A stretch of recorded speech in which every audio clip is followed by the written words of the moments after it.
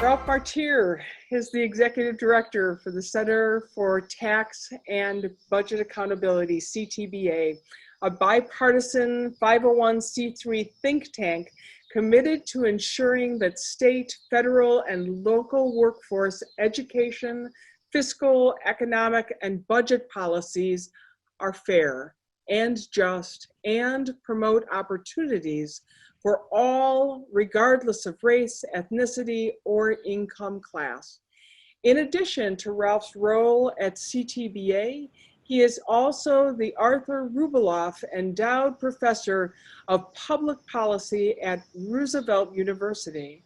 During his time at CTBA, Ralph has helped obtain numerous legislative successes, including the passage of the evidence-based model of education funding in fiscal year 2018, a state-earned income tax credit, creation of a bipartisan legislative task force to integrate workforce and economic development policies, passage of a 2011 temporary tax increase, corporate accountability legislation that, among other things, requires public reporting of economic development benefits created through receipt of tax breaks and other subsidies, decoupling Illinois tax policies from both the federal bonus depreciation rules and the federal repeal of the estate tax. In 2018, Ralph was appointed to serve on the legislatively established Professional Review Panel, charged with monitoring the implementation of Illinois' new evidence-based school funding formula. He was also appointed to the transition team to Governor-elect J.B. Pritzker. In 2011 to 13, Ralph served as a voting commissioner on the congressionally established Equity and Excellence in Education Commitment, which is housed in the Federal Department of the Education's Civil Rights Division. These are just a few of the ways that Ralph has shown up in the world to work with and for citizens of Illinois and beyond as we struggle with understanding how to tax and budget accountably within our state and federal so that workforces and people are able to enjoy the opportunities that could be afforded to them. Without further ado, I'd like to invite Ralph Martire to be able to give a presentation. And I'm going to share my screen with all of you so that you can see what it is that he's talking about.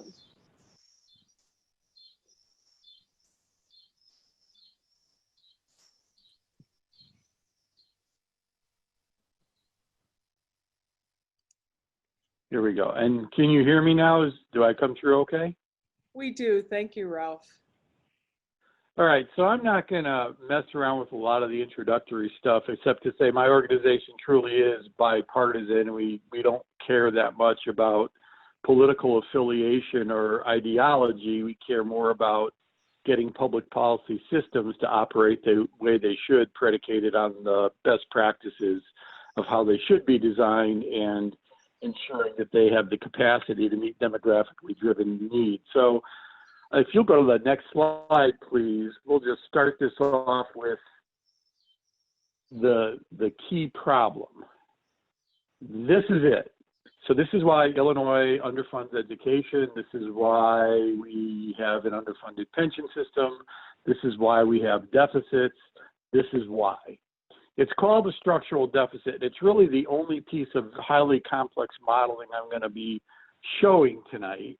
And that's because if any of you that are listening in have a background in statistics, you know that if you have a model and you're good at designing models, you can make it dance to any tune you want, predicated on the assumptions you feed it. So we try to avoid that and do something we call simple math, just so that everyone could check our work. But if you're projecting forward to see whether or not a governmental entity's revenues are going to be able to sustain its expenditures into the future, you need a model. We've been using this one, which has passed peer review by 4 different PhD economists since about 2004 or 5, and we've accurately predicted the growth in the state's deficit every year with this model within 1%.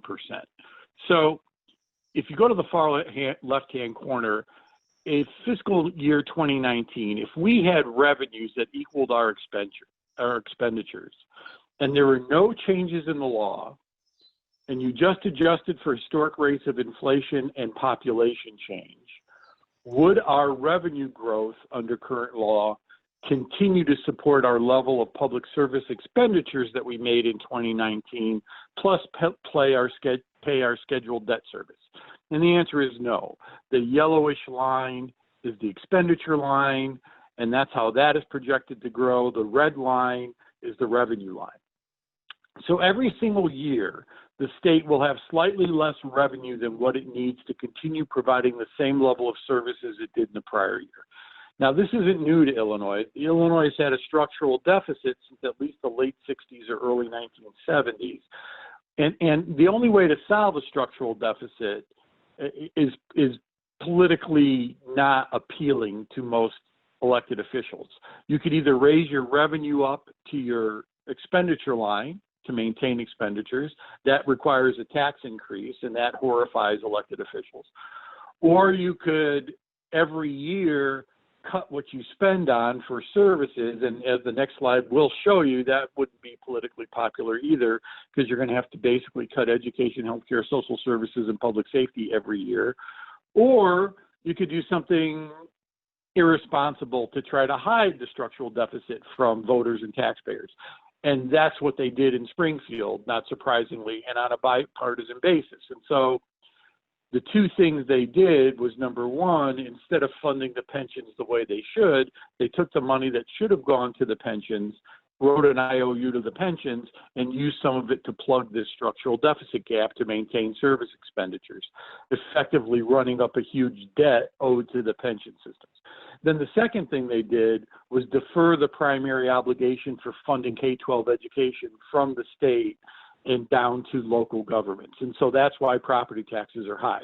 So that's why this structural deficit really shows you what the core fiscal problem is in Illinois and why we have so many issues today. Next slide. So this is our general fund budget for fiscal year 2021. And as you can see, if you go to the very top corner there, we are scheduled to spend $42.9 billion this year. To make that spending more transparent, we break it down into two subcategories, hard costs and then service approach. So you look at the second heading, hard costs. These are literally things the state has to pay either by law or by contract. So no one votes on it. It's just money that comes into the general fund and goes out. So the legislatively required transfers are for like debt service for bonds, those kinds of things. The pension contribution is the subject of a continuing appropriation. There are other smaller statutory transfers out. There's a bunch of them that go to a number of different funds, Medicaid, the road fund, et cetera. And then group health insurance, and that's just the contractual obligation to pay health care for the state's workers. You add all those together, and $14.8 billion of that $42 billion is spent with no one voting. This is every year you have these hard costs that have to be funded. The next part of the general fund is actually what they vote on to spend. This is the appropriation process on current services.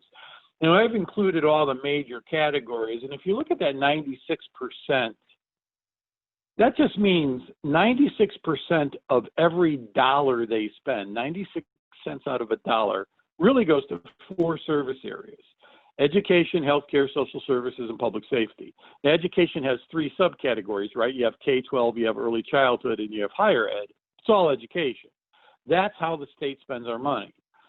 Other is literally everything else state government does. So it's economic development, it's environmental protection, it's the parks, it's the constitutional officers, it's central management services. So it's not some silly category that's just all waste, fraud, and abuse, although this is Illinois, maybe we should just have a line item for waste, fraud, and abuse and be done with it. But the bottom line is other does include a number of categories that are actually important. whenever you look at the state budget, we do include this line. See the unspent appropriations figure. It's the penultimate line there in red, $1 billion. So basically, they appropriate those dollar amounts above that unspent line, but they're not going to actually transfer all the money they've appropriated to those service categories. In fact, they're going to hold back that $1 billion. We just don't know what they're going to cut yet, which is why you see a gross and a net spending number for the year. While they've appropriated $29.1 billion in expenditures on services, they're really only going to spend $28.1. We don't know what those expenditures are going to be on yet. Next slide, please.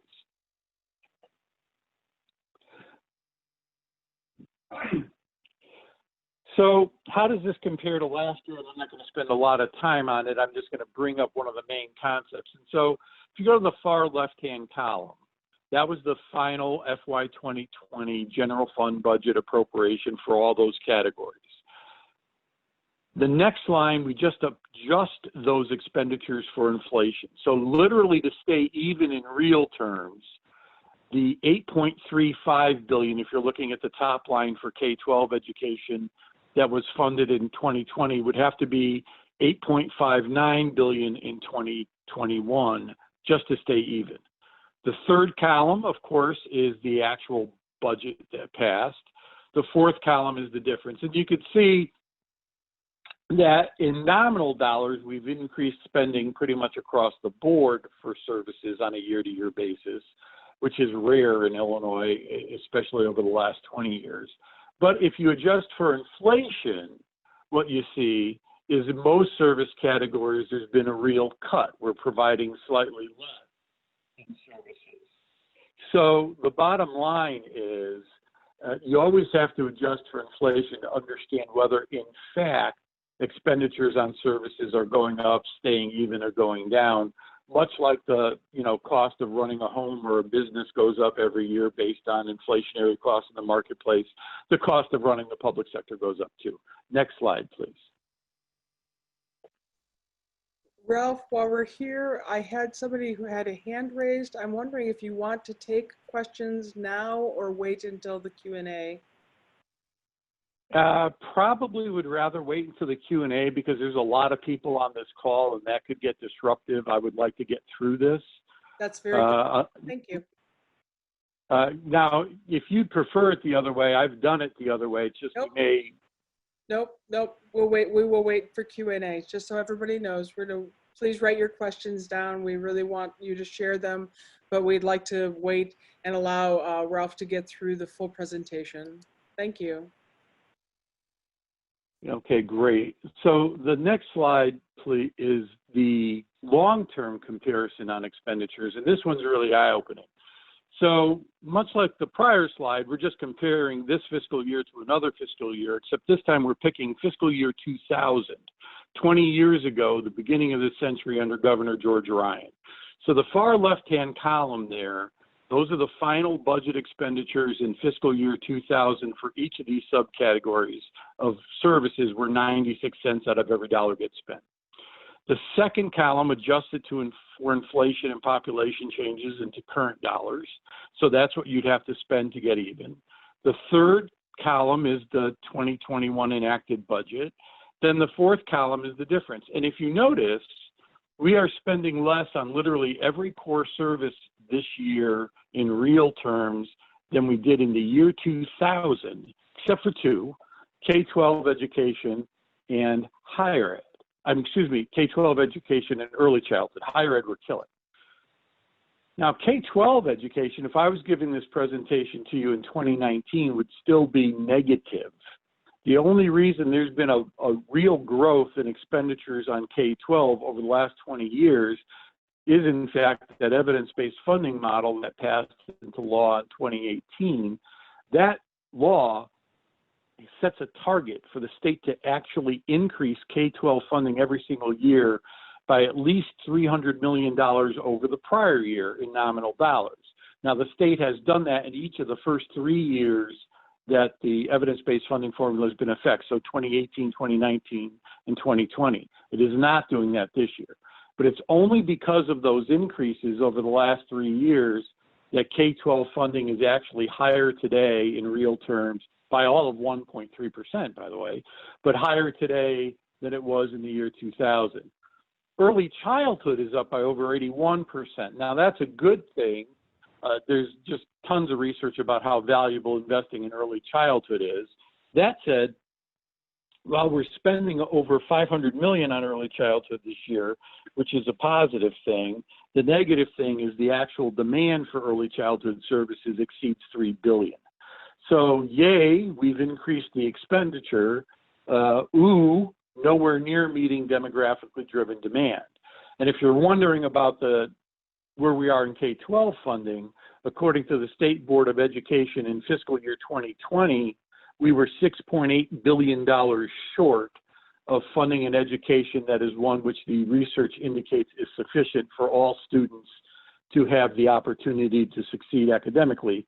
So we were way short last year. This year we flat funded K-12, which means we're going to fall further behind this year. Higher ed I'm going to highlight, and because we've really done a terrible job here.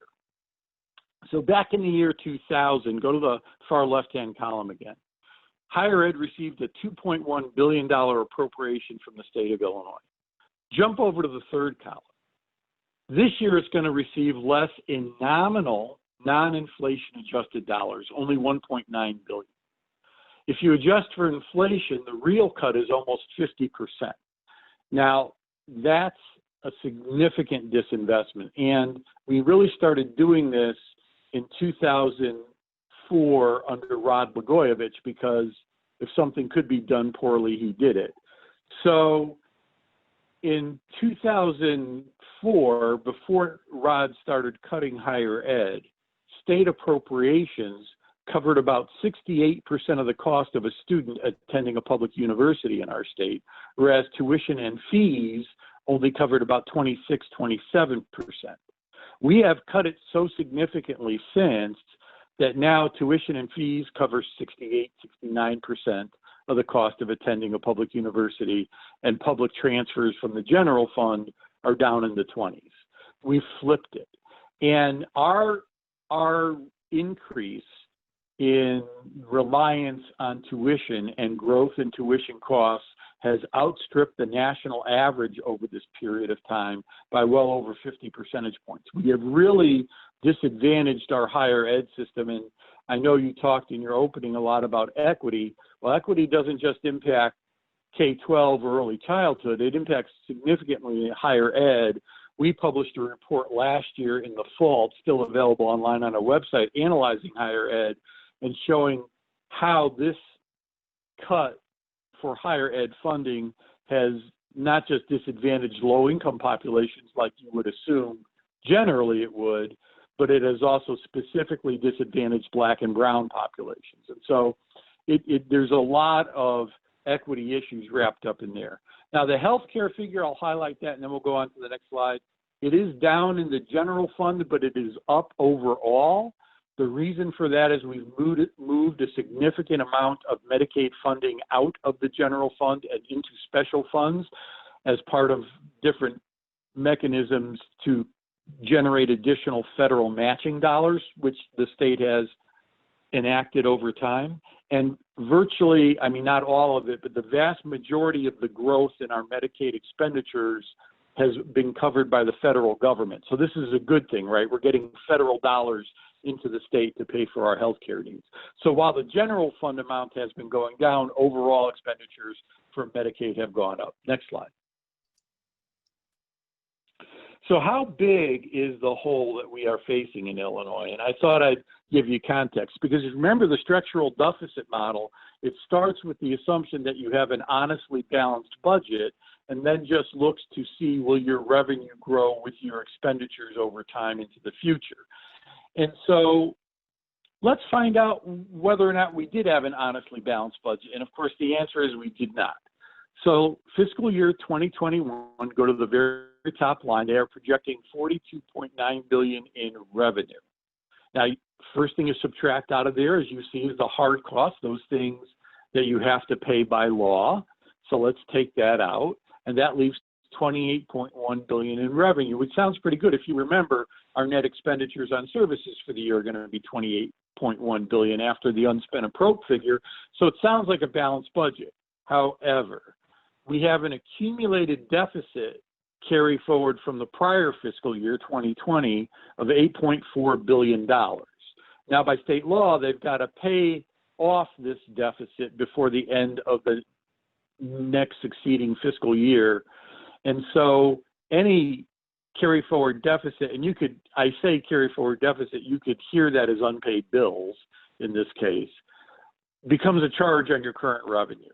So let's take that 8.4 billion out of the 28.1, and that reduces our revenue for the year down to 19.7.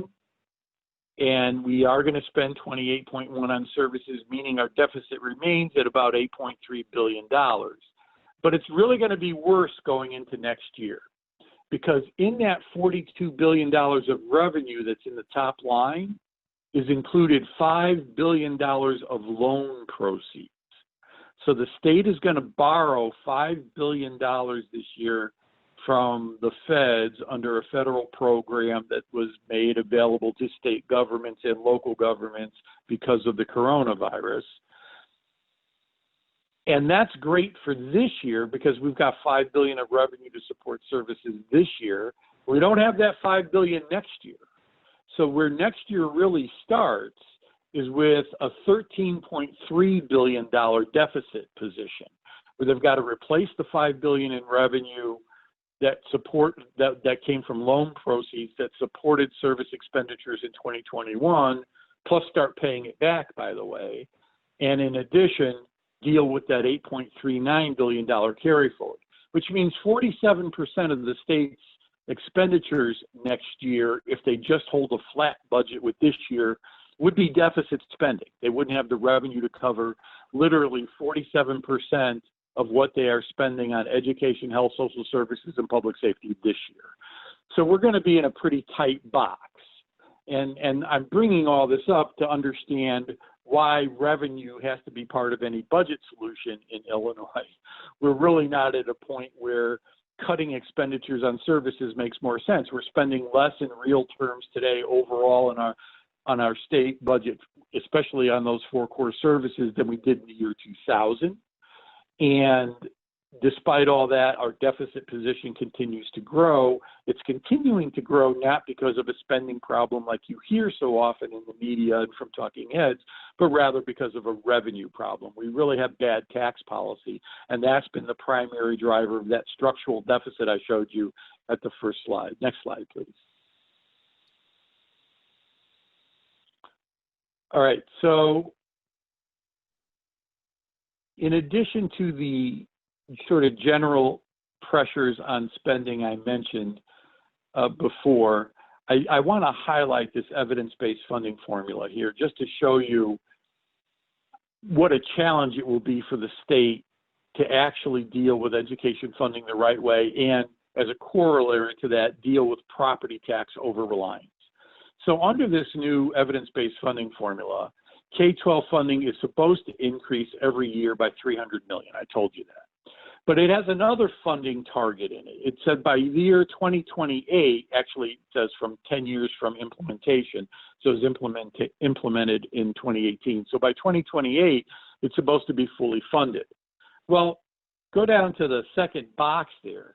If we just were putting in $300 million new dollars every year over the prior year, it would actually take until fiscal year 2054 to fully fund the model. That's how far short of satisfying what the evidence indicates is needed to have a quality education for all our kids we are right now. So that's a real problem. That's nowhere near 10 years. To actually meet the 10-year deadline, we'd have to be putting in $919 million, almost $1 billion more in our K-12 system every single year between now and 2028. And there's, as you could tell from the prior few slides, we're not going to be in a position to do that given the demands for the other core services and how our revenue growth is not keeping up with even extant expenditures on services. Next slide.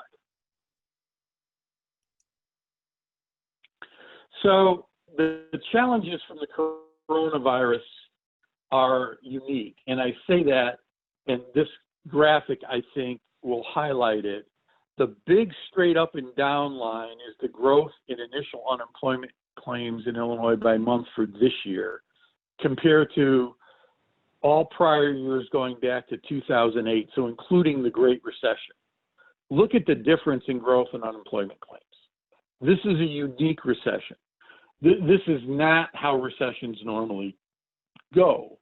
And that will significantly impact state revenue far worse than what that structural deficit model shows, or frankly, than we can project right now, because the decline in consumer spending that will follow this jump in unemployment will be more material than we've seen in any recession in modern times. So we really don't know how bad the revenue situation is going to be for the next year or two. But I think this graphic makes it pretty clear it won't be good.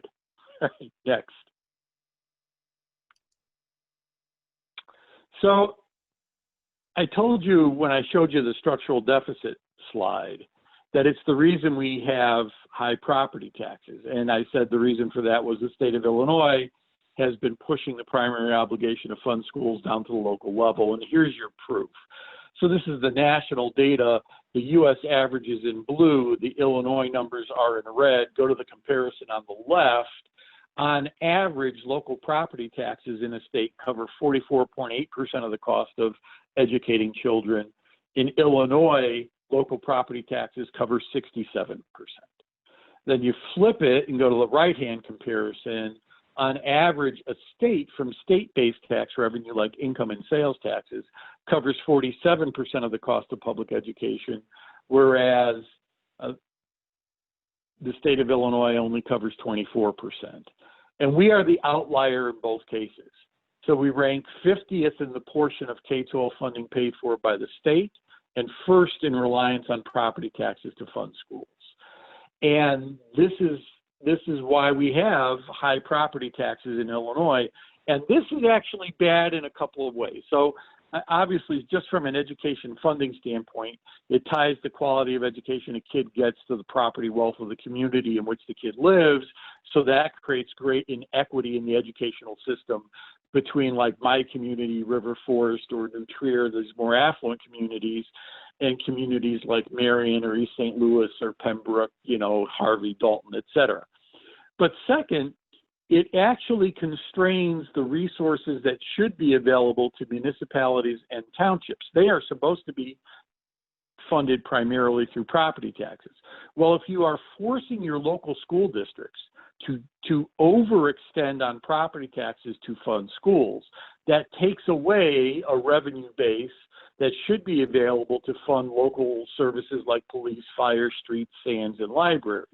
So what that does is it encourages local governments to underfund, their pensions so that they can maintain services and then create big pension holes at the local level. These things are so connected to state tax policy, these major fiscal issues confronting Illinois, that I like to put these data sets together. The third problem caused by this is shown in the next slide. So it's a very unfair way to tax people. So look at this.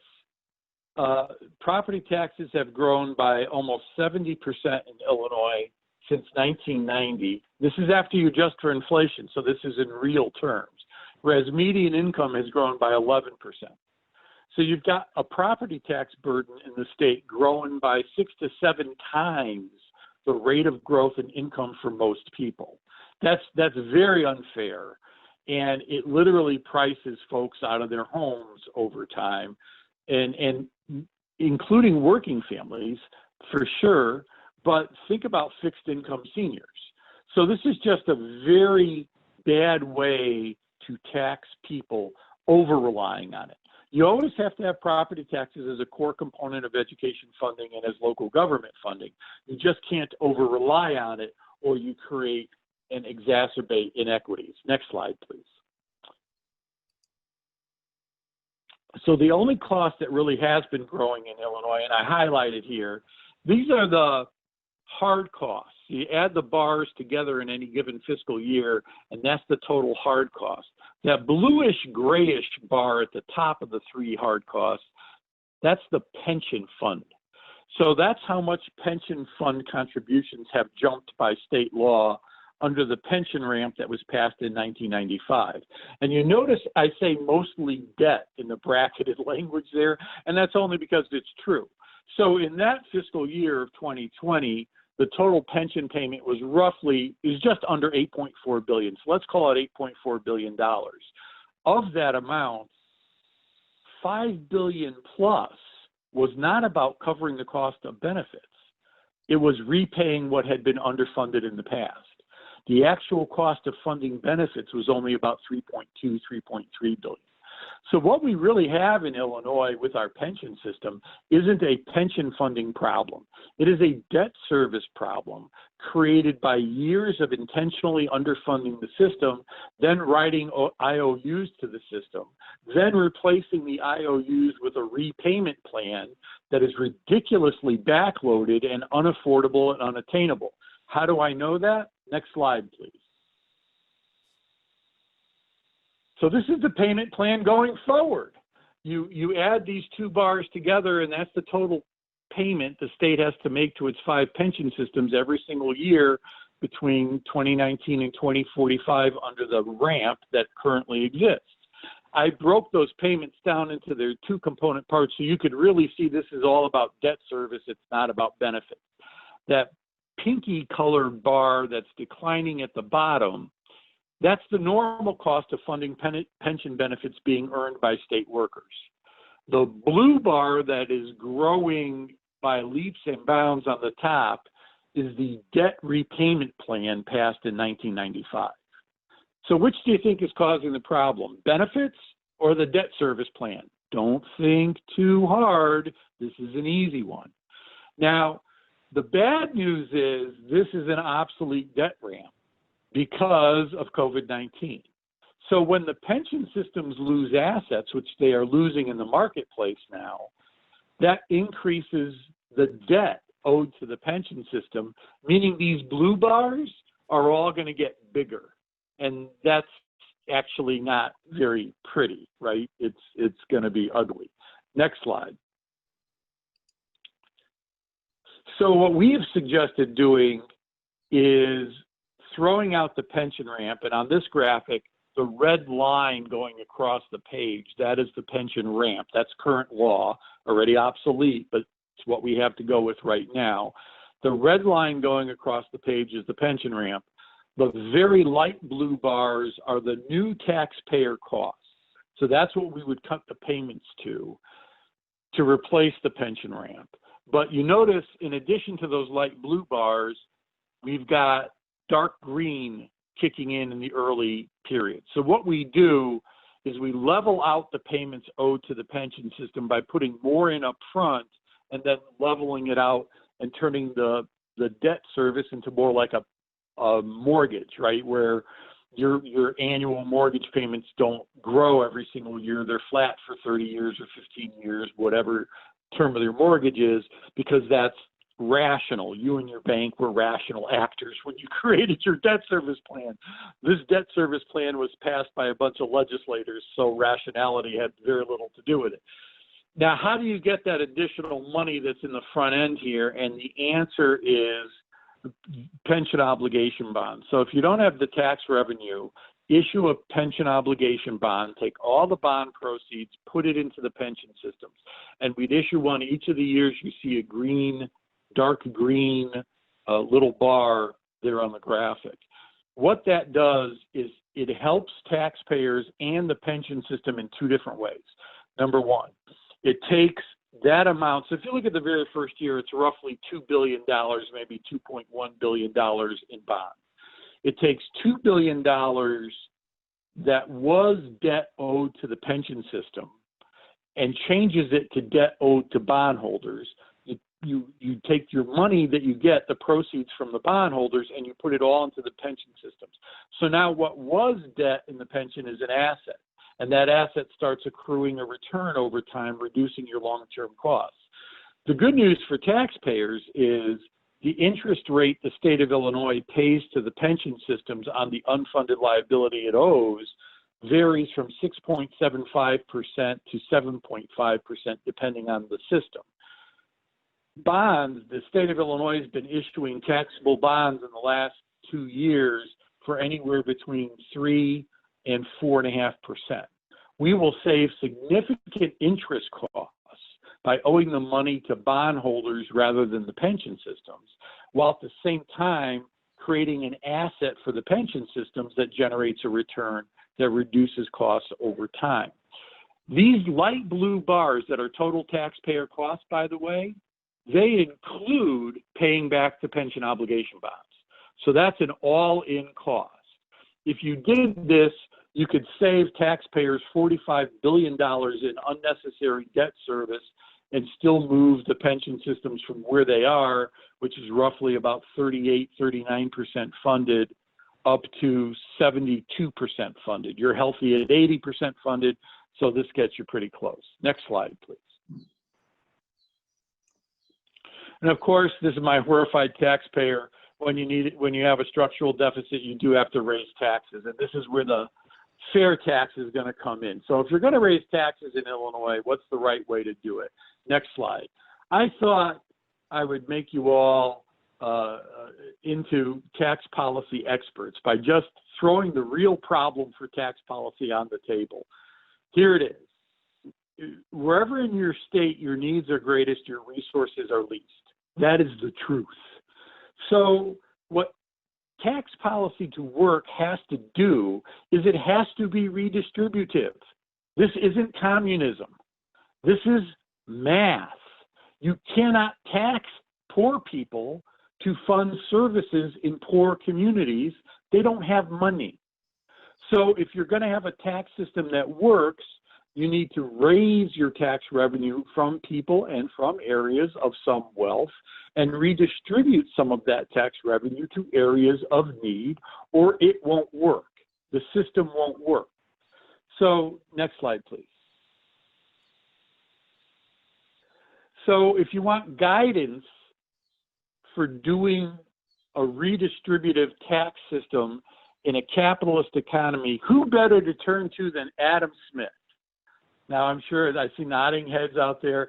Adam Smith is the guy that invented capitalism, right? Wrote The Wealth of Nations. Published, okay, I should open the mics for this.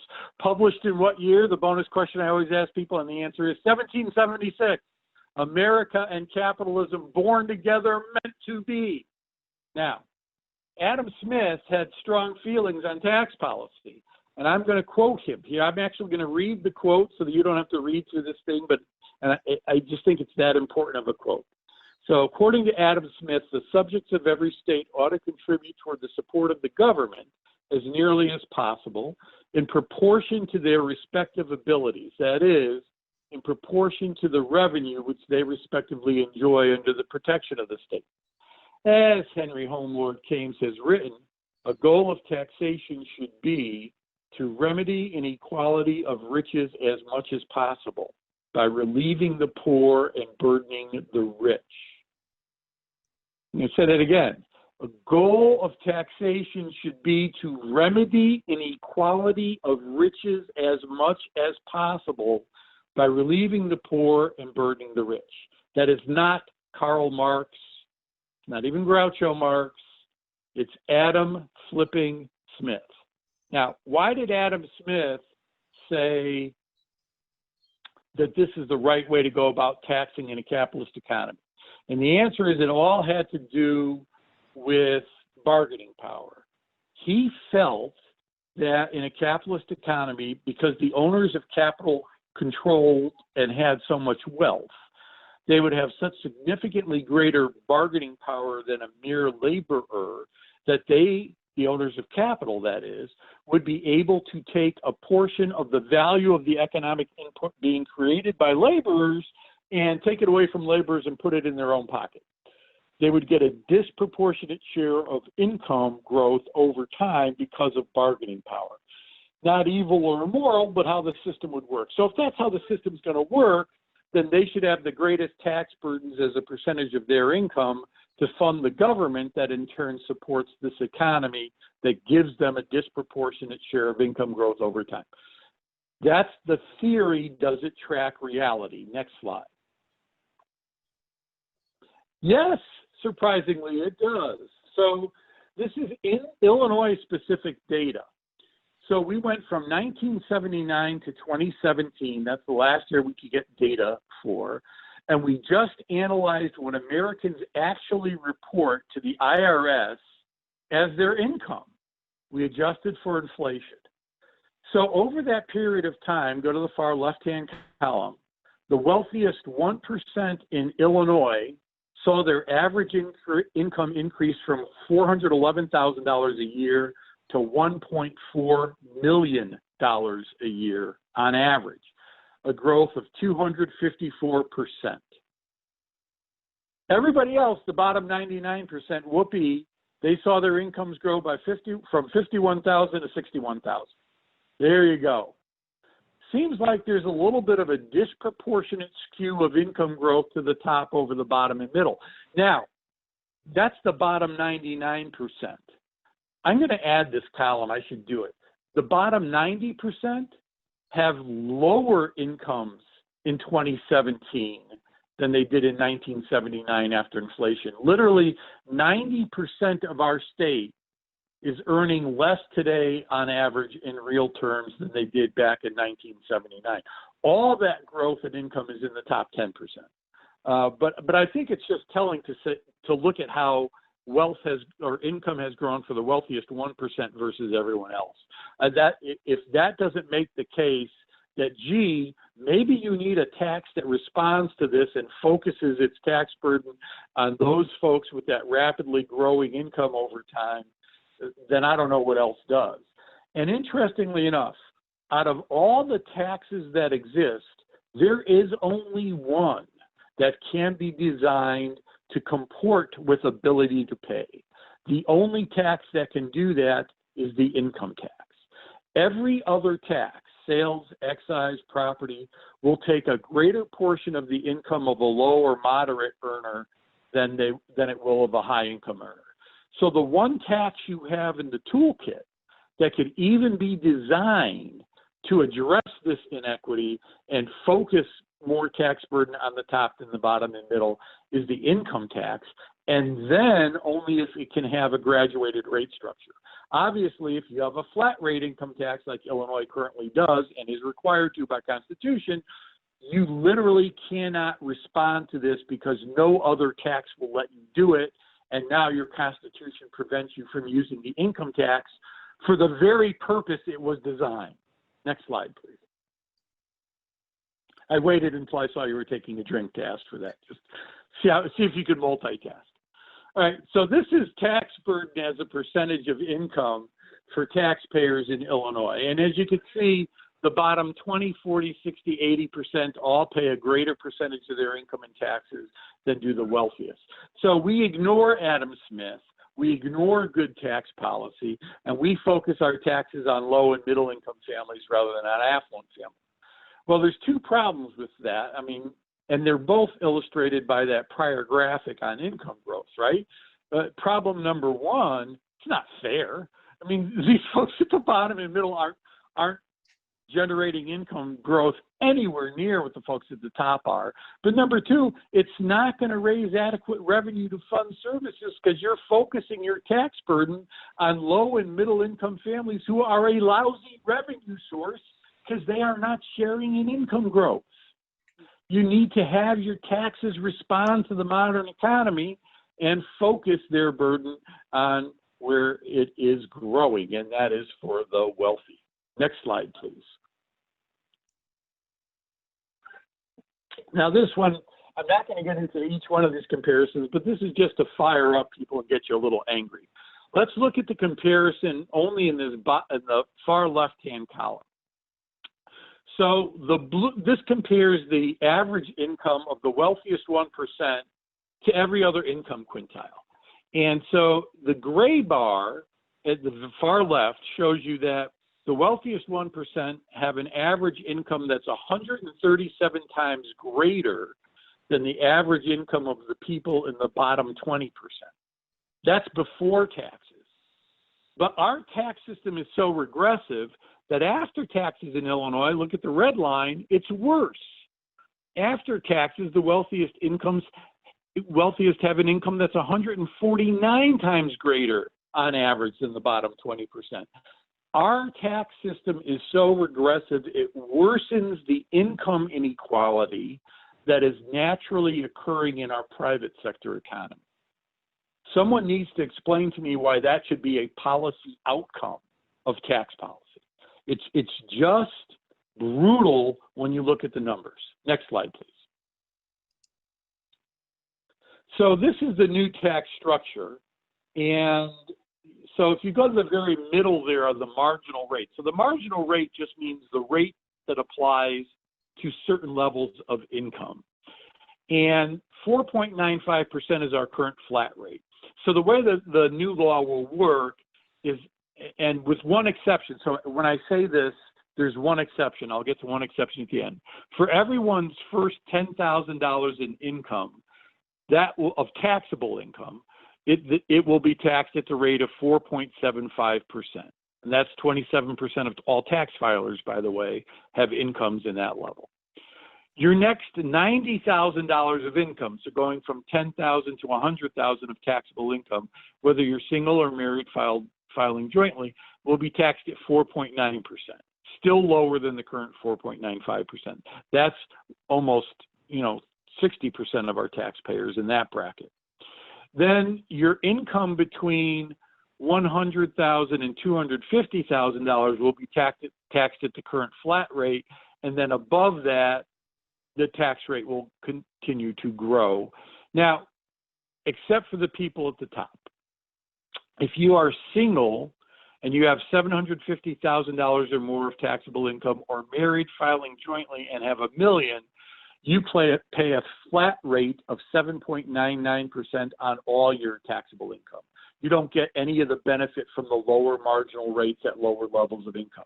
However, if you're earning $749,999, you do, if you're single. And if you're earning $999,999 married filing jointly, you do. So it's only the people at the very top, the wealthiest 0.3% in our state of filers, that'll pay that flat rate of 7.99%. Next slide, please. So how does the fair tax proposal compare to, let's say, other states, and is it rational? And does it work the way the governor says it works? Good news is this one works the way the governor says it works. It will cut taxes for 97% of the people who file tax returns in Illinois. Only the wealthiest 3% will see an increase. This is the pre-COVID-19. It would raise $3.6 billion annually in new revenue that would grow with the economy over time. It's not going to raise anywhere near that in 2021 or 2022 because of COVID-19. But when we return to a normal economy, it will. Our top tax rate of 7.99% is actually lower than the top income tax rate that's already in place in neighboring states and Midwestern states like Minnesota and Iowa. And Wisconsin has a top rate of 7.65%. The difference is our top rate of 7.99% kicks in at a much higher level of taxable income. I mean, in Minnesota, that top rate of 9.8 kicks in at $163,000 of income. And in Iowa, the top rate of 8.5 at only $71,000. So you could see this is a rational tax proposal, and it creates a structure that makes a bunch of sense, especially when you look at how incomes get distributed over time in the modern economy. Next slide, please. So does it actually reduce tax burden for most people? Yes, not by a lot. So it is tax relief for 97% of the state. It's not a lot of tax relief. The red line here shows you tax burden as a percentage of income from the bottom 20% up to the wealthiest 1% under current law. The bluey gray line shows you how that tax burden would change under the new fair tax. And you could see taxes would only go up for the wealthiest, and then their tax burden goes up from 7.4% of income to 10.8%, which, by the way, would still be the lowest tax burden as a percentage of income in the state. This isn't a crazy eat the rich, slaughter millionaires tax. It's a rational rate structure designed to work in the modern economy and track the way income growth actually gets distributed over time. Yes, it does. This one I'll answer right here. It does include child tax credit and everything else. Next slide, please. So this is the small business slide, and it's in here only because there's this statement being made by the anti-fair tax side of the ledger, claiming that somehow, some way, the fair tax is going to destroy small businesses and unfairly tax small business owners. I don't know what they're looking at for data. So here's the data. Go to the top table there. There are 6.2 million people who file individual income tax returns in Illinois. Out of that 6.2 million, only 189,000 are going to pay more in taxes. Okay, go down to the second entry. There are a total of 1.2 million small businesses in Illinois. So that means if every single one of the 189,000 people who pay more in taxes owns a small business, only 15% of small businesses could possibly be impacted. It also means 85% are either going to pay less or the same. And that's if everyone is a small business owner. J.D. Pritzker is not a small business owner. Neither is Rauner. Neither is Hewlin. So the bottom line here is people are throwing out these claims to try to scare folks from supporting the fair tax that really, when you start looking at the data, have no basis in fact or evidence. Next slide, please. So I just thought I'd hone in on tax burden for businesses. So this is, according to Ernst & Young, the breakdown of tax burden in Illinois for all businesses that pay all taxes.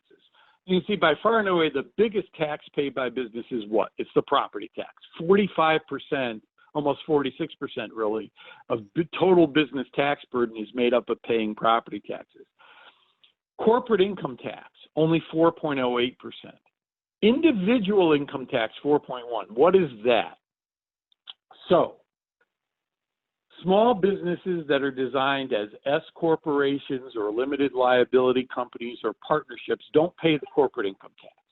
Instead, the owners of those businesses pay the individual income tax on their percentage share of their business's profits. So if I owned 50% of a small business that made $100 in profit, I would see on my personal income tax return $50 of that profit as income to me, and I would pay personal income taxes on it. So they don't ever pay the corporate level tax. They're called flow-through entities, and they only pay at the individual level. That's only 4.1% of all taxes paid by businesses. It is a really, really small number now, and it's not going to grow by any measurable amount under the fair tax. It just isn't. But better yet, if the state gets adequate revenue so that it could do a good job of funding education, what will happen to property taxes is over time, they will start flattening out and then declining because local school districts don't want to overtax on the property tax. The only way that happens is if the state gets adequate fiscal capacity to fund education. And so, given it has a structural deficit today, it doesn't have that fiscal capacity. It needs new revenue. Raising revenue from the fair tax will, over time, result in property tax burden flattening out and declining, and not just for businesses, but for people. And it's really the only way to reduce the state's over-reliance on property taxes in a sustainable way over time. Next slide, please. Okay, so, who's heard this one? It's like the camel's nose under the tent. Once we get a graduated rate, boy, those guys in Springfield are just going to raise our taxes willy-nilly all the time, and it'll be on the middle class, and it'll be on poor people, it'll be on everyone. Take a deep breath. No, it won't. So there are 41 states in America that have an income tax. 9 have a flat tax. 32 have a graduated rate structure. Over the last 20 years, we've looked at all those 32 states that have a graduated rate income tax. 80% of them didn't change their tax structure at all. 80%. 13% of them cut their taxes across the board.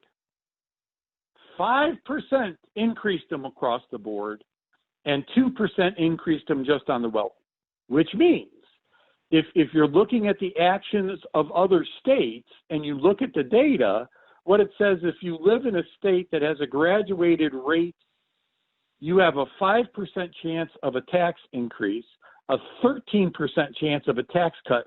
So your chance of getting your taxes cut are over twice as good as getting a tax increase, but most likely you have an 80% chance of nothing happening. What are they talking about? It's fear-mongering. It's not based on data. Next slide, please.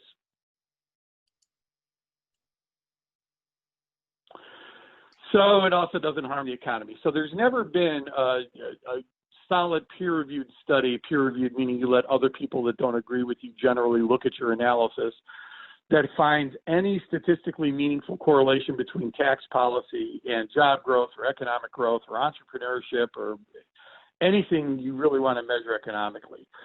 In fact, the Congressional Budget Office, I'm talking about the last study that we're citing there, not only found no correlation between tax policy and job creation. I hope all of you are sitting when I'm going to say this.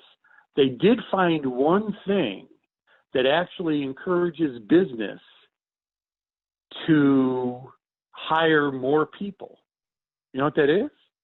Apparently, growing demand for whatever a business sells encourages them to increase their capacity to meet demand. Who would have thought that? So think about that from a tax policy standpoint. When you hear all these people say, well, if we just cut corporate taxes, the economy will grow, they'll create all these jobs. Why would they? If you cut their taxes and there's no growing demand for their product or service, why would they hire one extra person they don't need? Businesses don't like having wasted excess capacity that chews up their profitability. Don't know of a business owner that likes that. So the whole argument is goofy when you really think about it. And we didn't need a CBO study, I don't think, to tell us microeconomics works. Next slide, please. So we do have some recent examples. I'm going to spend a lot of time in here in Kansas and Minnesota that did different things with their tax policy. About 10 years ago, Governor Brownback in Kansas was a big supply sider. He got in office. He said, we're going to cut taxes on the wealthy, the job creators, and that will trickle down and benefit our economy so greatly that Kansas's jobs will grow faster than the Midwest of the nation. And we'll have so much job growth that even though we're cutting taxes on rich people, we won't lose any revenue. In fact, it won't just be revenue neutral and the tax cuts will pay for themselves. We'll have surpluses as far as the eye could see.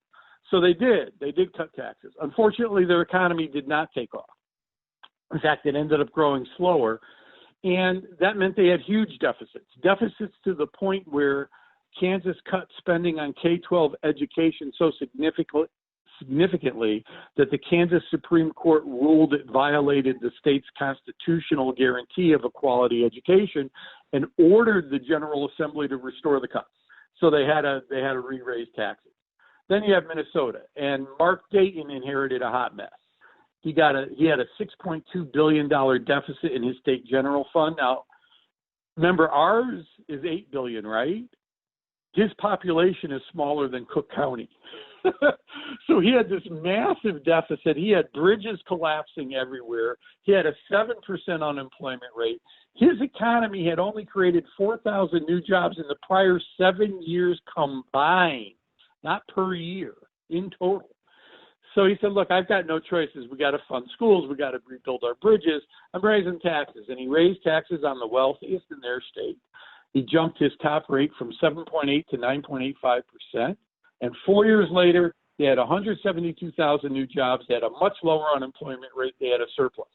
So you could see raising taxes on the wealthy just destroys your economy, right? No. Once again, never been evidence to support the argument, despite the fact it is always made. Next slide. So this is a really compelling slide. I want to explain it for a second. So I told you 41 states in America actually have an income tax, which means 9 do not. And the 9 states that don't have an income tax include sort of those miracle economic states, the anti-tax people talk about all the time, like Texas and Florida and North Dakota and Nevada, right? No income tax, and that's why people move there, although would you really move to Florida or Texas right now? I'm thinking not. But whatever. They're the non-zero income tax states. This is a comparison of economic growth over the last decade between those 9 states in America that have no income tax at all versus the 9 states in America that have the highest tax rates, whether it was a flat rate or a graduated rate. The high tax states are in black. The no tax states are in red. Far left comparison. GDP growth, much higher, statistically significantly higher in the high tax states than the no tax states over the last decade. Personal income growth, statistically significantly higher in the high tax states than the no tax states. The same with disposable personal income growth, and it's a closer call on personal consumption. But once again, this is the highest taxing states versus no tax on the income tax. The argument that having an increase in your income tax structure that focuses on wealthy people and raises more money somehow ruins your economy is not supported by one shred of data. Next slide, please. And then, yeah, people will run screaming out of the state if we raise taxes on millionaires. No, they won't. So here's just some fun facts about migration in Illinois. Apparently, Illinois is a really good state to leave. Since 1925, Illinois has had out-migration every single year except one. So, yeah, people leave Illinois. That said, our out-migration rate actually declined in 2011, and if you recall, that's the time we increased our income tax rate the first time from 3% to 5% with the temporary tax increase. And then that phased down, and then we replaced it with a permanent tax increase in 2017. More interesting to me, while a greater number, just raw number of people move out of Illinois every year into neighboring Indiana and or neighboring Wisconsin, than the number of people from those states that move into Illinois, a greater percentage of their populations move into our state than the percentage of our state that moves into their state. So, it's not that, it's a meaningful stat that tons of people are leaving Illinois, go to the states. A greater percentage of their population are coming here, and they're moving to the areas in our state, like Cook and the Collier counties, that have the highest taxes. It's these statistics on migration are thrown out there to try to create false correlations to, once again, scare people away from supporting the fair tax. Next slide. And then there's millionaire migration. So I told you Minnesota bumped up their top rate. Well, that happened in 2014. Go to the middle of this graphic and see fiscal year 2014. That's the number. These are the bar graphs showing you the number of millionaires filing income tax returns in Minnesota in 2014, the year they raised taxes. And it grew every year thereafter. Next slide, please. California, highest tax rate on millionaires in the country. In 2013, they bumped their top rate from 10.3 to 13.3%. And look at 2013, and every year thereafter, there's growth in millionaires. But they're telling us if we raise taxes on millionaires, they'll run screaming out of our state. Show me the data that confirm that. There's never been a peer-reviewed study that shows any statistically meaningful correlation between tax policy and migration patterns. Just other things matter more, like, you know, where your job is, where your family is. And I know people that have decided to live in Illinois permanently won't believe this one, but apparently some folks like nice weather, and they will move to states that have nice weather. So it's those kinds of things that actually matter. Next slide, please. And here's migration rate by income. And notice most people who move are low income. Millionaires only have a 2.4% migration rate overall, period. Why? They've built their wealth in an area. They're going to stay in the area where they built their wealth unless they want to go retire in Arizona and play golf permanently, or live near some famous mouse in Florida, or whatever. But so the whole discussion on migration is just not at all based on facts or reality. And I think, next slide, I think that should be the end. Yes, so that is the end. And I'm more than happy to answer questions. Now, how do you want to do that? So I am going to we're going to go back into our meeting room here. Good for all of you for staying with. And I can see that some people have already started asking questions, which is great. We have about 10 or 15 minutes to answer some questions. What I'd like to invite you to do, though, as I'm going through and trying to figure out who it is that has asked questions already, is for you to take a moment and write 3 facts that you heard tonight that you think that you would help you to understand the fair tax better. Just 3 of them. I know, Ralph, that you gave us an enormous amount of information, and I really, really appreciate that. But for most of us mere mortals, we might not remember all of that, but you might remember the information about the small business. You might remember the information about the billionaires or millionaires leaving the state. You might remember something about something else. So please just take a moment to write that, and then I'm going to begin asking people to ask their questions. And I see Laura Traylor, that you have a question. I've just made it possible for you to unmute yourself. So if you'd like to ask that question, or I can read it, whichever you'd like. Hi, this is Laura Taylor. A couple questions actually were answered within the presentation, but I did want to ask about corporations and sort of corporate tax. A lot of people don't feel that they want to pay a personal tax, even though most people either have the same or less as a rate.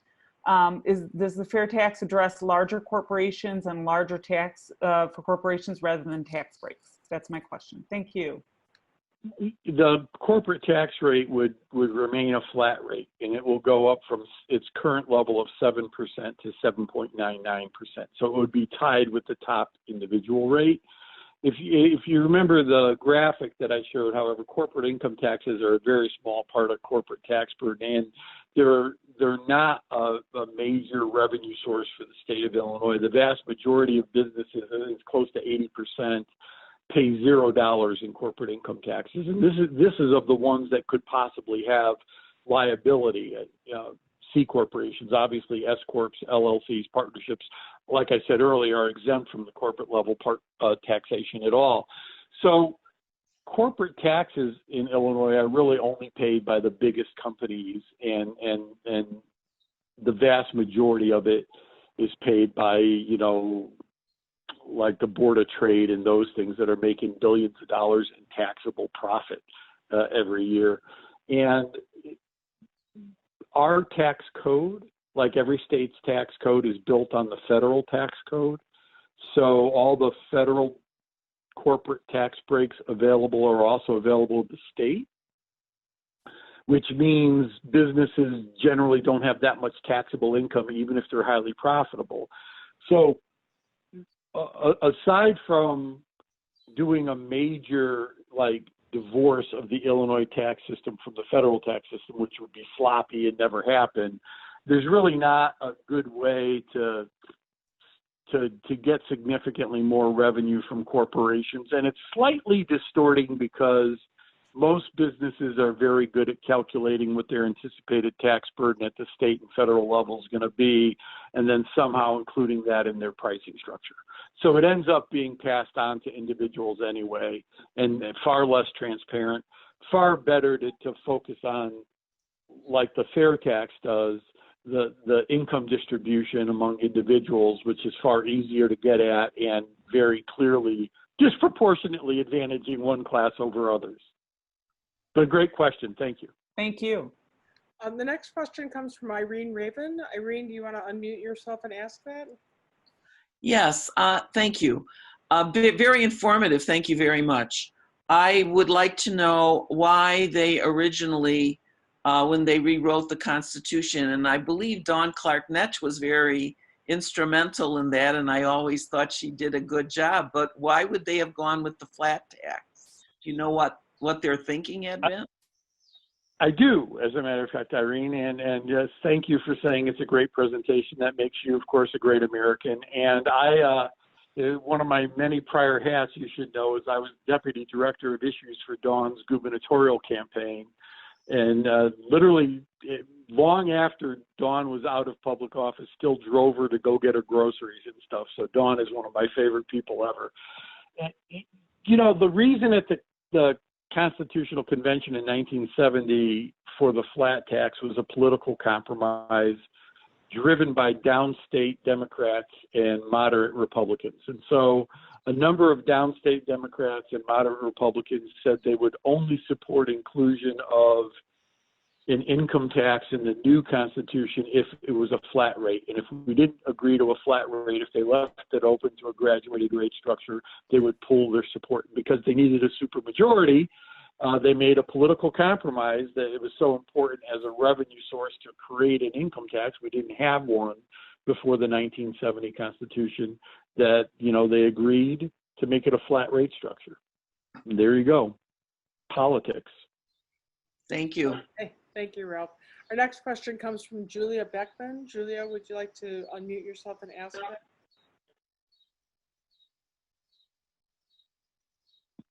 Took me a while. Hello, Ralph. I've heard you many times. You get better all the time. You really do. Another great American in Julia Beckman. For sure. Thank you for that. So my great American question, Ralph, is, it probably has nothing to do with the graduated tax, but I'm curious about the conversation about taxing services, because Illinois really isn't land-based anymore, or as much as it is service-based. What's happening with that, and is it just sort of been put to the side because of the fair tax debate, by the way, which I agree with totally? Yeah, so the latter part of that statement is completely accurate. Obviously, Governor Pritzker politically has staked a lot on the fair tax, and so that is the only tax he's willing to consider at this juncture. And so yeah, all discussions of modernizing our sales tax, which we need to do to have a sustainable fiscal system, and that is an important reform, that's put on the table, I think, for at least 2 years, and probably for the remainder of JB's first term. And then if he runs for re-election, there might be a chance after that. Now, I don't know how the COVID-19 economic downturn is going to impact all that political calculus going forward, because, like I said, it's going to uniquely drive down state revenue in a way that's not actually even projectable now. There's no model that exists that can make any kind of accurate projection because the downturn is so unique. So that makes sense, right? That might change things, and we do need to do it. And for those that aren't familiar, of the 46 states with a sales tax, Illinois taxes less of the modern economy than anyone else, because our sales tax focuses primarily on the sale of goods, hard physical things you could touch like shoes and glassware and tabletops and those kinds of things, and not services like haircuts, lawn care, auto repair, those kinds of things. Well, the sale of goods only constitutes 17% of the economic activity in Illinois now, whereas the sale of services is over 70%, 70. Wow. So leaving the largest and fastest growing segment of your economy out of your tax base is a prescription for having a structural deficit, like I showed you in the first slide of my presentation. But it's not going to be addressed in the near future, and I think that's the right thing politically. Tax policy is contentious and difficult anyway. A lot of money is going to be spent trying to defeat the fair tax.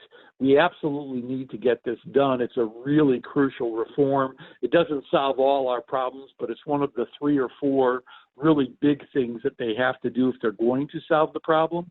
So I understand why J.B. Pritzker and the supporters of the fair tax really only want to have that conversation right now. Thank you. That's really interesting. Margaret Shackley?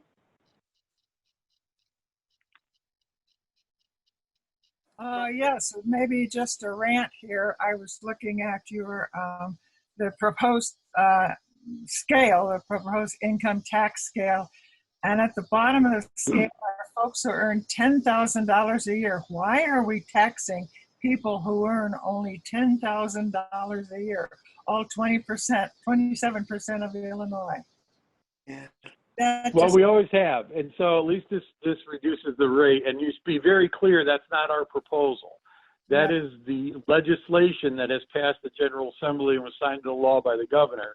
So how that legislation becomes effective.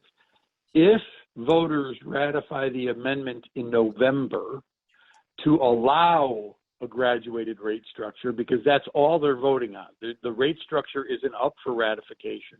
It's just whether or not the Illinois Constitution will be modified to allow a graduated rate structure. If that happens, then this legislation would automatically become effective on January 1st of 2021 rather, and that's the rate structure. And at least it lowers taxes at the bottom and middle. And why doesn't it completely eliminate it? And that's because the state's too broke. Even though they're raising some money from low-income folks, they need to, number one. Yes. And, my organization, this is one of the things that always makes me like, I do tax policy for a living. I'm the least popular guy in any room I go to anyway. But one thing that's really true about tax policy, if you have a choice between a regressive tax that will take some money out of a lower moderate income family's pocket, which is nothing to understate because that literally could mean food off the table in some cases, right? I mean, we all know how important that is. But if it's a choice between that and cutting or underfunding core services like education, healthcare, childcare, disabled people's services, elder care, pick the regressive tax every time because the economic cost of replacing these services for a lower moderate income family is so much greater than the additional $25, $50 they'd be paying in taxes that it's not an equivalency. So if a low income family loses their child care, what's that worth to them in a year? $7,000, $8,000, $9,000 of income? I don't like taxing them, but I'll collect their money until we get to the point where the state doesn't need to and has fixed its sales tax base and re-amortized its pension debt, done all those other things it needs to do, Margaret, and then we can start focusing on really relieving tax burden at the bottom. All right. Thank you. Aren't I the bearer of good news? Just a couple of things for people. I did put Ralph's contact information into the chat. Please. Thank you for that. You are very welcome. Please write that down. We are coming to a place where we're likely not going to be able to cover all of the questions that are in the chat, but Bob and Sante, sons, I'm sure I just massacred that. Please go ahead. Yeah, Bob and Osenzi, Ralph. Yes, I was talking to my next door neighbor the other day, and we were talking about the fair tax amendment, and he asked me the question, where's all that money going from the sale of marijuana? Okay, so Is first that a of all, it's not a lot. significant- Okay, so Bob, I've got answers. First of all, it's not a lot of money. So Oh. these things all get overplayed. It's a relatively insignificant amount of money when you look at the state's overall general funds, like a few $100 million. Great, we need it, go get it, but it's not a game changer by any means. Second, I think that they've, and I'm going to, so don't hold me to this, but I think they've dedicated 50% of the new revenue from recreational use of cannabis to debt reduction, so covering their accumulated deficit. And I think the remainder is going to a combination of healthcare and other general fund services. So they actually talked about how they're going to use the money, and I did know that at one point, and I haven't looked at that specific thing in close to 9 to 10 months, so I'm a little foggy on the details. I could get you if you send me an email, I could get you a final answer. We've got that somewhere, someplace. And I know a specific portion of it was dedicated, though, to debt reduction, and a portion of it, I'm very confident, was dedicated to some health care. Okay, thank you very much. Sure. So going to Sarah Vanderwicken next, and as your Yeah. Yep. Hi, I add my accolades, and so I'm a good citizen, I know. But I'm going to modify my question, which was about how the proposal you had for re-amortizing the pension debt relates to the fair tax, but don't answer that yet, because my question is, where are people talking about the money from the fair tax going? Would that just go to the service part of the budget, or could that go to also the hard costs? And if your proposal could reduce the hard costs by as much as you were suggesting that it might, how does that intersect with the need for the fair tax? So when our final analysis of the FY 2021 budget report comes out in about a week, you will see a graphic on that very specific question. But the answer is, so the revenue from the, first a general answer, the revenue from the fair tax is general fund revenue. So it could be used for anything that the general fund covers. So it could be used for debt reduction, it could be used for hard costs, it could be used for current services. It's just general fund revenue, unrestricted. The revenue it raises, let's forget about COVID-19 and let's talk about a normal economy. Even when it's clipping along at $3.6 billion in new revenue, that doesn't close the structural deficit. We still have a structural deficit. You need to both re-amortize the pension debt and do the fair tax to eliminate the structural deficit. And even then, it takes 21 years to get rid of the structural deficit because our problems are big and they've been built up over time. Now, if we also added into that the expansion of the state sales tax base to include consumer services, we could get rid of the structural deficit in about 7 to 12 years. So there's no magic silver bullets anymore. Our fiscal condition is really, and I'm probably missing a really or two bad. And so we need to take these long-term reforms. We need to get them on the books, and then we need to do something Americans are pretty bad at, have some patience, and work through our fiscal problems responsibly over time.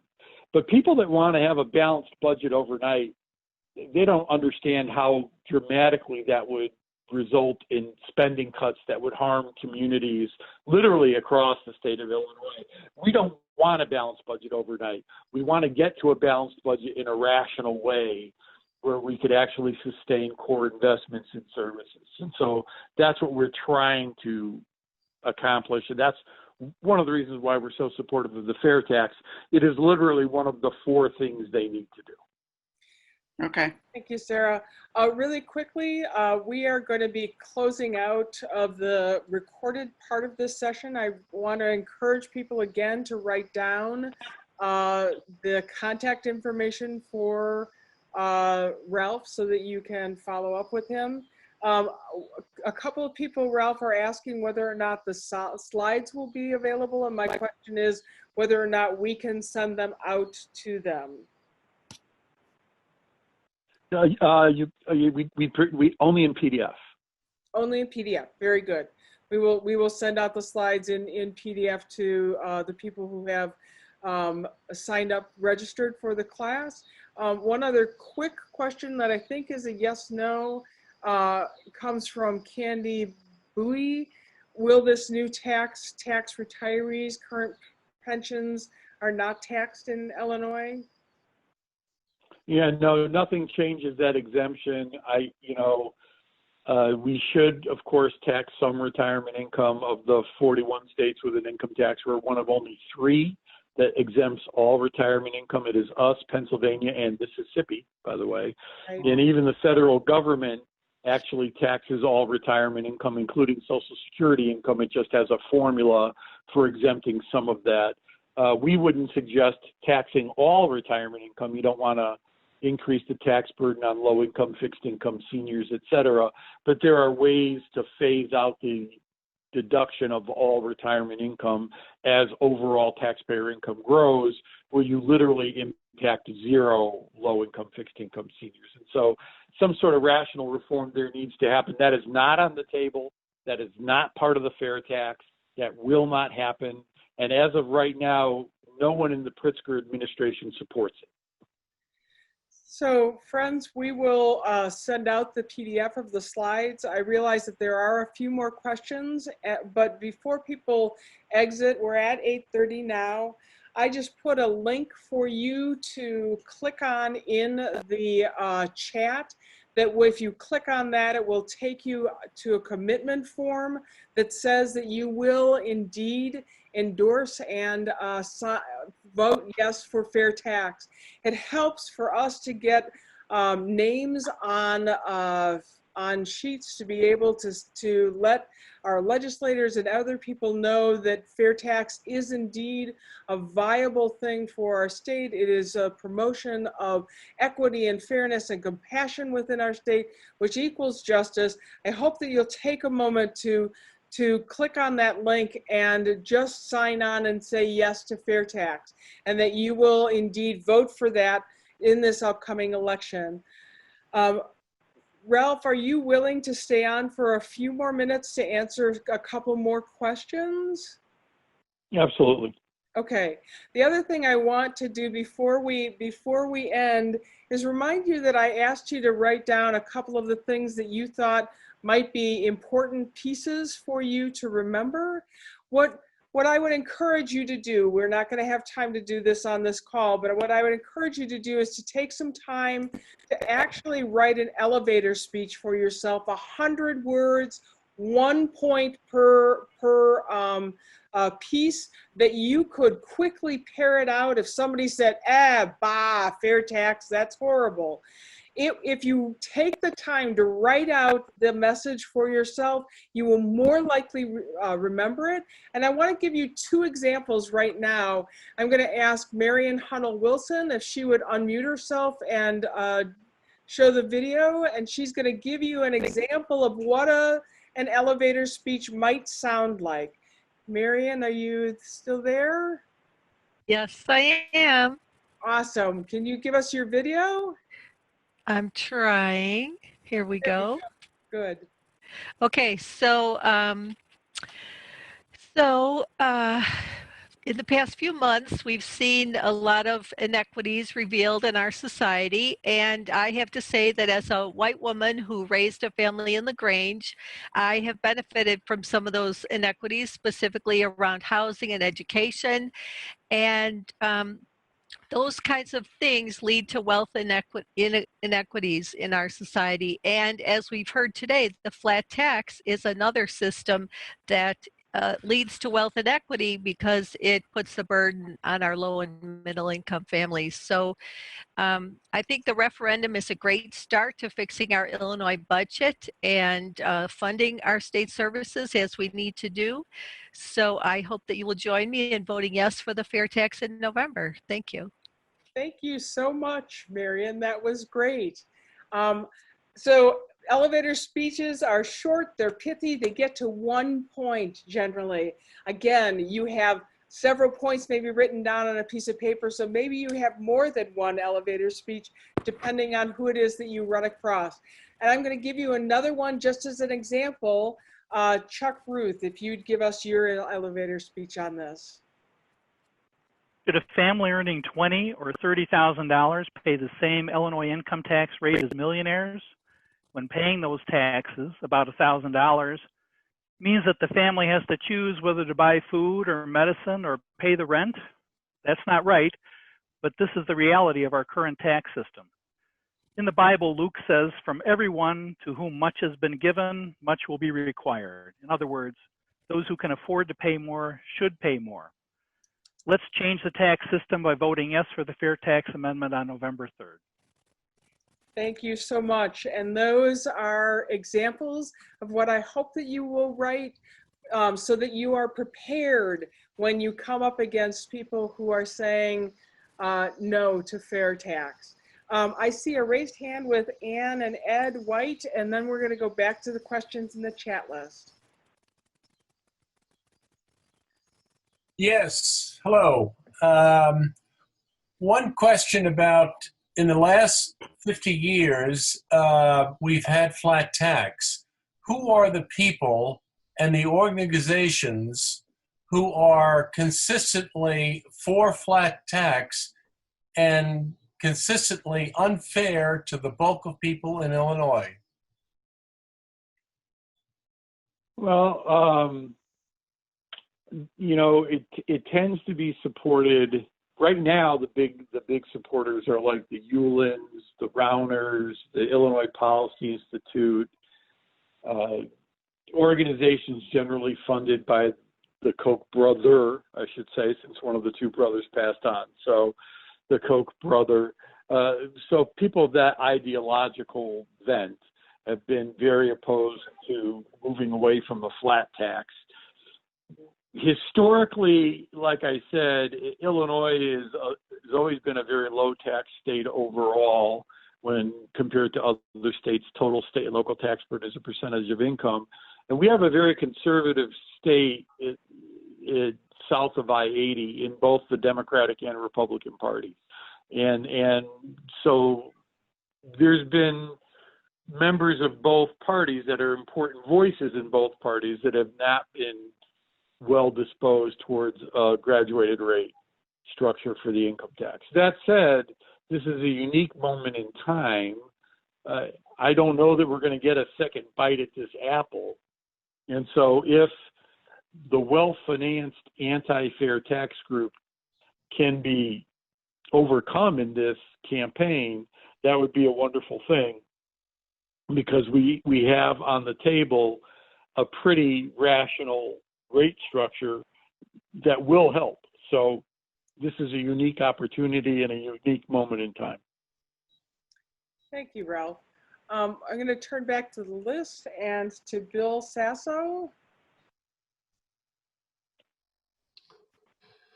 I was just confused, and I thought you were asking us to type 3 things into the chat that we thought were interesting or something.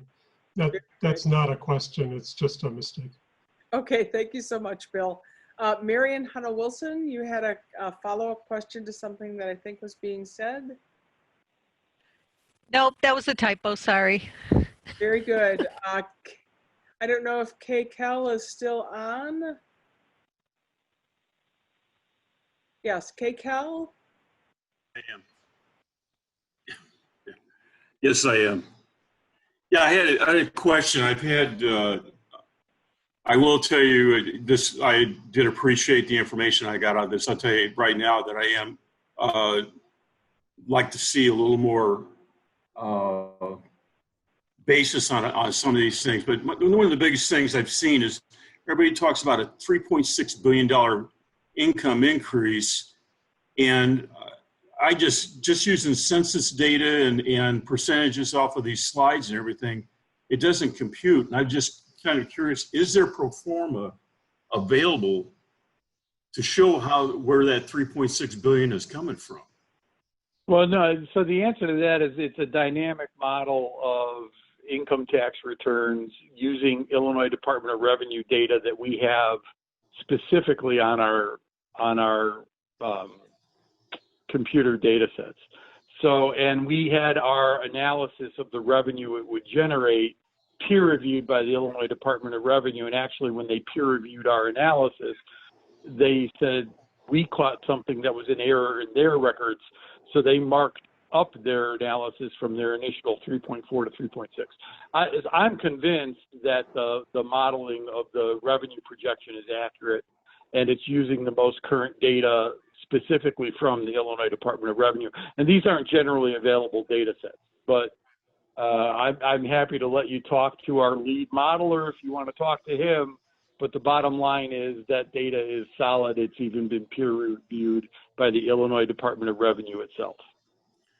So that's $3.6 billion per year. Yeah.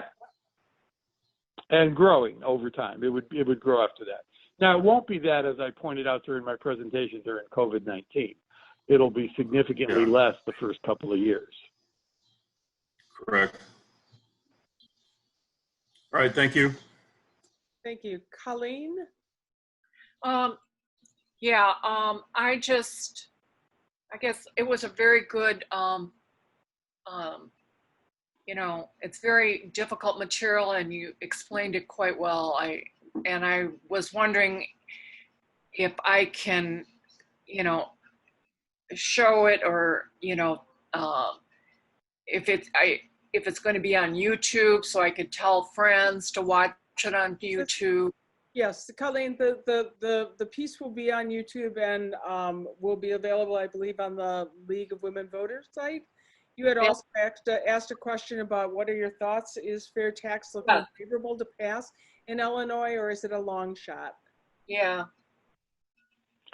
Well, so I'm on the steering committee for one of the ballot initiative groups. I'm on the one J.B. Pritzker himself is funding. There are like 2 or 3 ballot initiative groups supporting the fair tax. And I forget our name because they're all almost the same name. Like, vote for the fair tax. The fair tax is really groovy. I don't know, but it's one of those. And the polling data that we are getting is promising. And so there are 2 legal hurdles, and it's an either or contest, and it's a lesser of. So you either get 60% of the people who actually vote on the ballot initiative itself to vote in favor of it, or you get over 50% of the people who vote in the general election overall who also vote on the ballot initiative to vote in favor of it. So the target that is more likely is 50% of the people that vote in the general election, 50% plus vote for the ballot initiative. Right now it's polling at about 58 to 61%, depending on the day and the framing. So it's literally right in the area of even getting the 60%. However, on a ballot initiative, one of your problems is you have a lot of drop-off voters. So even voters who favor the fair tax end up not checking off a box on the ballot initiative. They do the presidential election and their senator or whatever, and then they're done.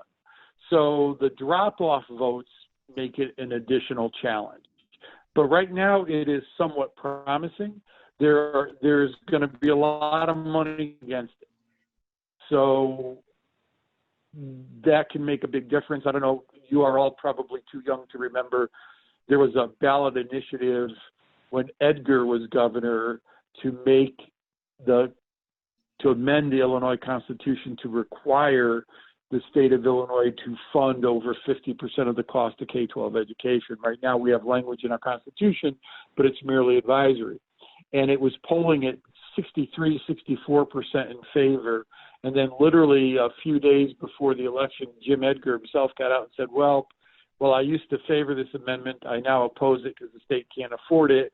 And they spent some money on that message. And at the election, only about 57, 58% of the state voted in favor.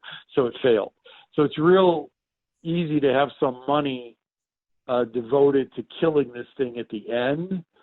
So all the action you take and all the outreach you do to sort of debunk what's going to be shown in very slick ads and very well done ads is powerful and helpful and will either get us over the finish line or not.